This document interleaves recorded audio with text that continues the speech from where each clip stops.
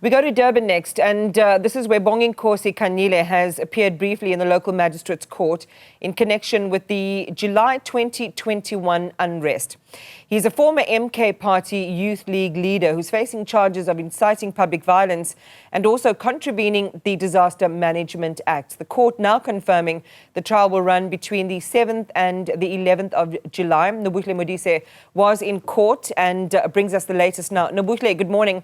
It's an important case because it relates to one of the biggest sort of moments in democratic South Africa, where there was a complete breakdown in systems. We saw billions of rands worth of damage wreaked on local businesses, not to mention the human toll down in KwaZulu-Natal.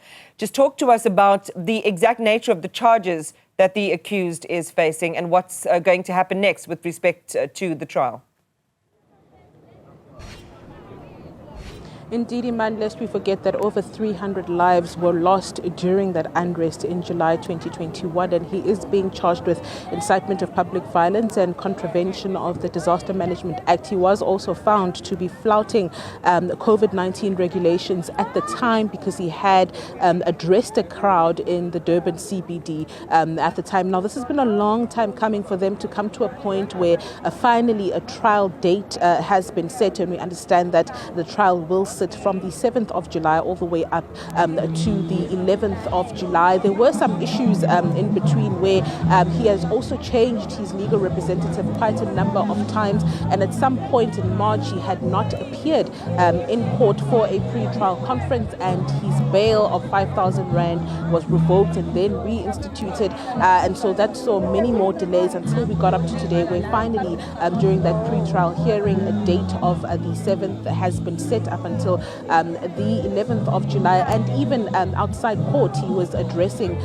crowds that have come to support him. There is quite a sizable amount of people that have come in support of Khanyile. Inside court there were many of them, and even outside now here we also saw the daughter of the former president Jacob Zuma, Dududzile Zuma, also addressing the very same people that were here to support Khanyile, speaking to the fact that they should continue supporting him. You'd remember sometime earlier this year the former president himself also making a call for those members of the MK party to come in support of Khanyile whenever he has an appearance at the magistrate's court here in Durban. Dududzile also addressing the crowd, saying she doesn't understand why it is that they're being persecuted for having emotions, because at the time they were emotional about the incarceration of her father, and she says all they did was show emotion, and now they're being persecuted. So we saw her presence here in the court. In fact, they are still here. They haven't left. As you can see, there's still a number of people behind me that have come in support of Khanyile. But yes, the trial date has finally been set after a long while, and the trial will be taking place from the 7th up until the 11th of July. Nobuhle, if we can we just see some of that picture behind you, the crowds that you're talking about, just for a moment or two before we take our viewers back to Mthatha?